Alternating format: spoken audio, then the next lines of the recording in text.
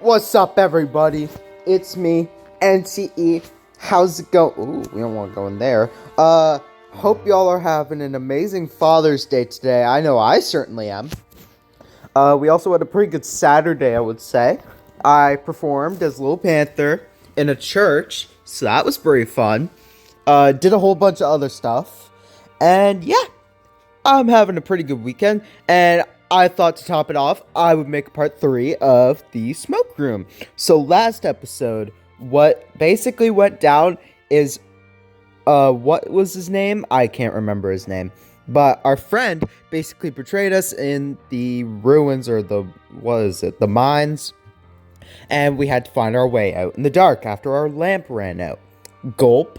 So now we're out, and yeah, it's gonna be fun. I hope you enjoy it, because I've certainly been enjoying this. I don't know about y'all. Yeah. Instead of just stuttering, I think we should get into it. I carefully scramble up the boulders and out the early morning, the sun barely just rising. All the better that I'm getting out before the town really starts to wake up. I slide over the boulder to the ground, my button-up and undershirt rising as I do, and I feel the rough rock scratch through my fur to my stomach and chest. I lean there for a moment, feeling the corners of my muzzle dip down as my body starts to try and cry again, but I stop myself. I don't cry more, and I can't cry now. People might see. They might suspect something. So, with a deep breath, I turn around and start walking around the incline of the hill toward the road of the main entrance of the mine. Once I get there, I start making my way back to the saloon. Salon? Yeah, I don't know. My feet kicking up dust as I can barely pick them up. Whoa! False alarm, y'all. I thought I just got a notification for something else. Turns out it's just my mic's about to die. Ahead of me, I see someone walking up the road, a big guy, and it's only then that my stupid head realizes that being seen right now would be very, very bad. But he's already seen me, and I recognize him at the same time he recognizes me. He actually stops in his tracks just to stare at me. I stop too, unsure of what he's about to do. Then he jogs the rest of the way, surprise on his face. Samuel, what are you doing? Nick! Wait, hold on. This is the first time we got a... Actually, no, we had Cynthia before. This is Nick. Oh, Allah! Oh, my lordy lord. That was so gay of me. I'm not... Okay. Samuel, what are you doing? Then I see his eyes really widen up as he gets a good look at me. What happened? Ooh. I'm still numb, even though I realize this is real bad, having Nick see me like this after what I just did. I fell down. Fell down? Nick repeats the words, as if he's showing me just how stupid they sound. I look down at my shirt and see that it's covered in drops of dry blood. I reach up and brush the back of my paw across my nose, and the white fur comes back with a crust of flakes of more blood. I hear Nick gasp as I'm looking down, and he grabs me by my shoulder, or by the shoulder, and turns me sideways. Dear God! What? Your head! It's busted all... What? What? It's busted all open! I reach back, and all I feel is crusted up fur. Nick pushes my paw away. No, you need to see a doctor. I don't have money for a doctor. Then I will help you see one. You don't got money either. I know. I know others with money. Who beat you? I take a deep breath, staring out at the ground, knowing that I need to get back to the salon before someone else sees me. What you should do is say and keep to your story that you fell down, because I feel like that would just like... I feel like if you were to just say who beat you, they would see you as a liar, because originally you said you fell down. Blood. Okay. Just some asshole on the street. I don't know who. Did he beat you because of your work? What did he look like? Because of your work? Oh, yeah. Keep in mind, I still don't know what this guy does for a living. It's probably been hinted, but I'm, like, insanely oblivious. But since it has to do with the smoke room from Echo, I'm assuming he's, like, a bartender or something. I don't know. The badger's grip on my shoulder tightens. It's not often I see him angry. Still, I gotta get back. I pull away from his paw, moving up the road. I need to go wash up. I could tell you more later. Samuel, sorry, but I gotta go. Just come see me at the saloon or salon. I still don't know how to say that. Saloon. Saloon. Oh my, Nick stays silent as he watches me walk off, and it's right then that I remember I still got my knapsack on, something I hadn't noticed all that time in the cave. I can only imagine it makes me look even more suspicious. I decide to stay behind the buildings on my way back, and it does a good job of hiding me from almost everyone who's up this early. I reach the saloon, walking up to the back entrance. I stand at the door for a minute listening, but it's completely silent. Hopefully, the girls turn in after their night of drinking. Ooh. I opened the door quietly, glad to see the place completely empty. On my way through the kitchen, I grabbed the smallest bottle of old rye whiskey that I can find, just hoping that it won't be missed, and if it is, that it'll be blamed on someone else. As I move up the stairs as quietly as I can, I do hear some low murmuring coming from one of the girls' rooms, but I'm quiet enough on my feet that I'm sure they don't hear me. I finally get to my own room and open the door, wincing as it makes the usual creaking sound that it usually does, hoping to God that Cynthia doesn't hear it. I stand in my room for a while, just staring, wondering how I got myself into this mess. At the same time, realizing it's my own damn fault. I finally managed to make my way to the dresser, looking at myself in the mirror. About as bad as I thought. White fur messed up everywhere, stained pinkish red down my nose and chin. My right eye swelled up a bit. I can't see the back of my head, but when I turn it this way and that, I can tell from a few glances that it's a disaster back there. I strip down and go about cleaning myself up, using my cup and drinking water barrel to pour water on my already bloody shirt, which I use to wipe up my fur. When I get to the back of my head, I can feel the skin moving around in ways I'm not used to. What the hell? And I wonder if Nick was right that I should see a doctor and get stitched up. Maybe. For now, ooh, I settle for opening the whiskey bottle and taking several swigs before pouring it on my shirt and pressing that to the back of my head. My vision flashes white and I suck air hard through my teeth, screwing up my face as I try not to scream. I do it a few more times and I just can't stand the pain anymore, dropping the shirt to the side of the dresser and finally stumbling onto my bed, carefully laying face first on my pillow. The warmth of the alcohol in my stomach dulls the aches in my body, and gratefully, I'm able to fall asleep. I'm back in the hollow, laying flat on my back and staring into the dark. My face feels strange over my forehead and eyes, like it's caved in. I know I'm not alone because I can hear the whispers and slithering sounds in the mind. Something's been woken up and it's restless. I feel something grab me, long and slender paws, fingers that grip my clothes and roll me over. It crawls up my legs, sliding over my rear and back where it sits and chatters to itself. Then I feel it lean over and lock its teeth into the back of my head. It bites hard, crushing my skull and piercing my brain. Pain explodes in my head as I hear a high-pitched scream. Samuel! Oh my goodness. Yo, I only met Cynthia like 2 times so far, and I do not like her. I'm sorry. I jolt awake in my bed, pulling my face away from the pillow, damp with my own saliva and streaked here and there with dark red blood. Whoa. Oh my god, he's alive.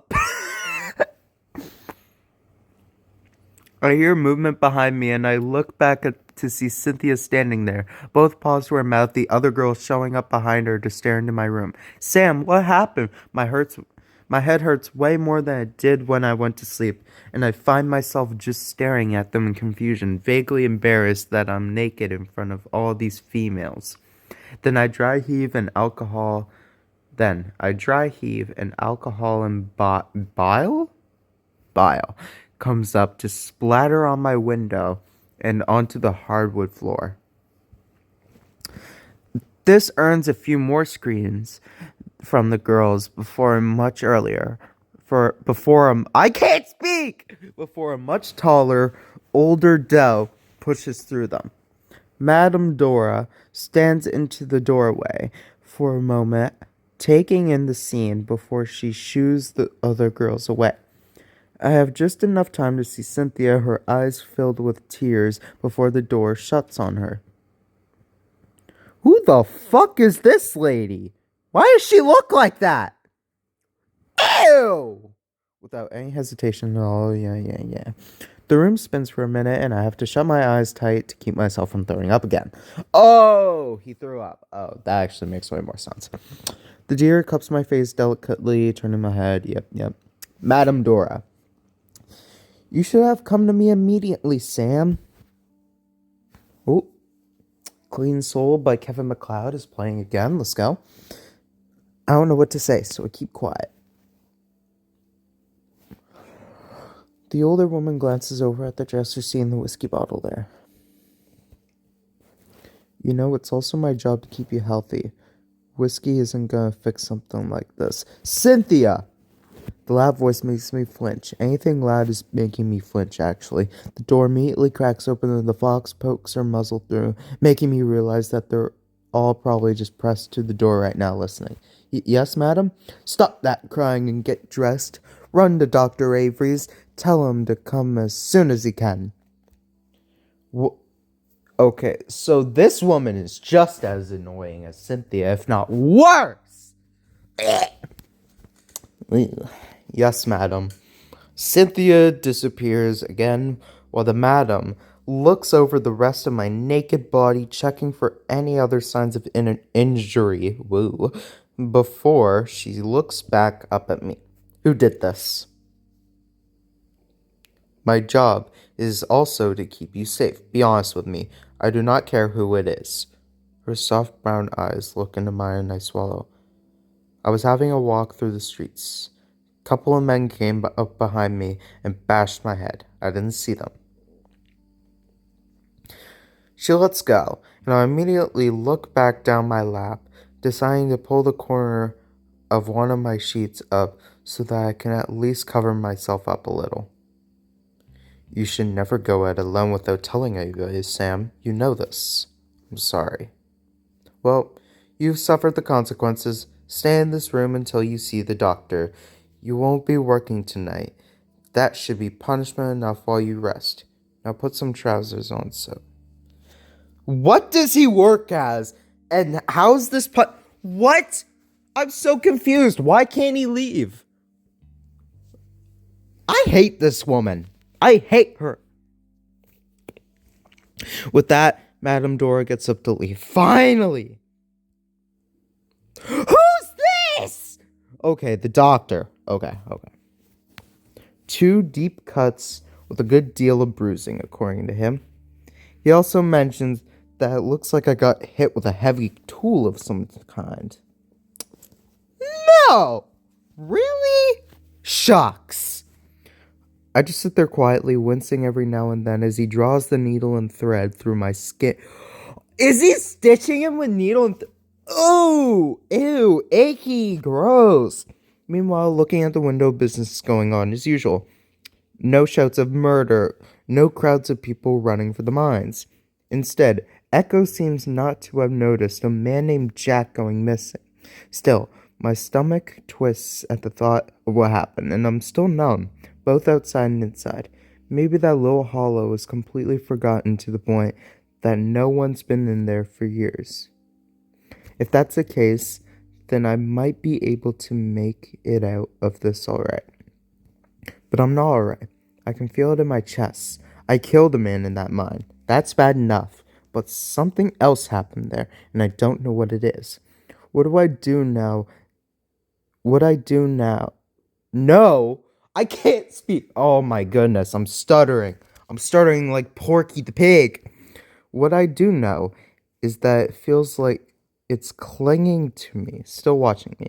I close my eyes, listening to the thread pull through my skin, just wishing that I would never met Jack, never trusted him, never went into that horrible mine. I've lost almost everything, and now I just might lose the rest of it.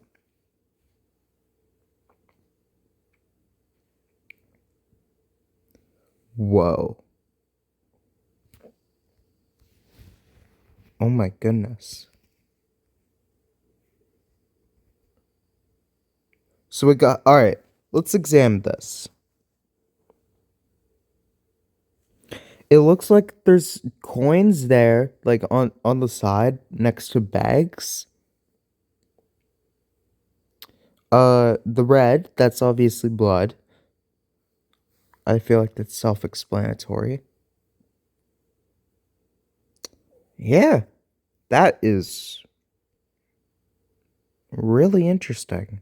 Wow. Like that's whoa.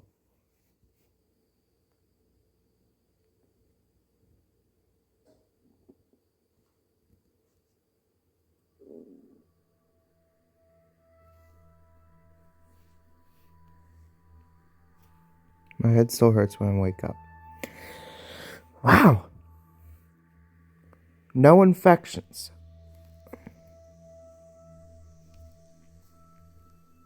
Anything better if I was lucky, I would have been born clever. I would have never met Jack.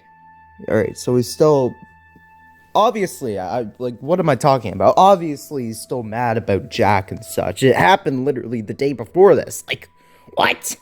What? And I wouldn't be a murderer if I was lucky. No, that's self-defense. You wouldn't be a murderer. This just me, but I feel like he's not a murderer, and it was just self-defense. If I was lucky, I wouldn't have come to Echo. I still remember how Jack smelled when he mixed with his tobacco, and how he smelled right after he died. How he made me feel unique and special. I thought he was going to set me free. I thought I was going to be happy with him. I'm stupid. I'm so fucking stupid. I always feel something watching me now. It makes me scared and it makes me want to cry. It hates me. They'll hate me. They'll hang me for this when they find out. I'm a queer. Oh, I don't know if I could say that out loud. Wait. Without a family or friends, in the middle of the dirty frontier, god damn it. Wait. Is this guy like a worker for the smoke room? No, well, obviously. I feel like he is a worker for the smoke room, obviously, because he's quite literally trapped here. Is he like an actual like sex worker or something? I have a feeling that he is a sex worker. I think that's what he is. Because there's no way, like, he's gonna be mentioned of, like, being a whore, like, 10 different times. Oh, Samuel. Oh, Cynthia actually knocked this time. Let's go. I peel the thin sheets are, yeah, okay. All I see in front of me is the vanity mirror on top of the dresser. I'm looking back at myself lying in the dark. It seems darker than usual, and I'm starting to hate looking into it when I'm alone. Black as tar and sticking to me. If I hadn't met the devil that day, it must have been a close associate of this. Be alert and of sober mind. Your enemy, the devil, prowls and around looking for someone to devour. Peter, what the Did it just read me a Bible verse? It did too. I'd always figured he'd be charming, or a deceiver, tricky, like the good book described him. That's how he traps you, right? He makes you feel loved. He makes you feel unique in all of the world. And then you give him everything. And then you give everything to him, and he takes you, and you suffer. That was more like the devil than Jack. What I felt was raw and mean. Some hungry, horrible malice. No tricks. Maybe that's the part the Bible leaves out. What he does after he knows he has you. My soul is damned now, isn't it? Nothing will be the same again for me, will it? I'm so scared. Samuel, may I have a word or a few? Go away, damn it. Come in. She bounces in, then falters. Fatlers? Falter? I don't know. I see her narrow eyes widen, and the smile on her muzzle curls into a frown. I didn't mean to hurt you. Stupid of me to be so loud. It's not so bad. It is, you're crying. Hot streams run down my cheeks as I realize that she's right. I watch for a soft, sorrowful, yeah, whatever, look to twist into curiosity, but it never does. As I start to wonder if the reason Cynthia has her job is because she's such a good actor. How could she not be suspicious of me? How can nobody ask again? Cynthia pulls a thin roll of parchment from her dress pocket and places it gingerly on my dresser. Madam wants you to do a few errands today, considering you've been idle. Could be helpful for you to be out and about for a spell. She smiles shyly, and she withdraws her paw from my vanity, twirling to face me when she reaches my doorway. Find me if you need me to do this for you instead, of course, and return before dark. Stop fussing. I wouldn't be caught dead outside after dark. For the first time, I see Cynthia's features twist into a severe expression. Her voice lowers into a sharp hiss. Well, that's the frightful possibility of the moment, is it not? Follow the route. Do not bother going if you cannot.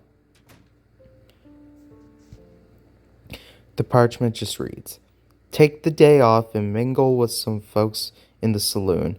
If you plan on going out, follow the safe route where trusted eyes will be on. And mingle with some folks. What does he mean, mingle?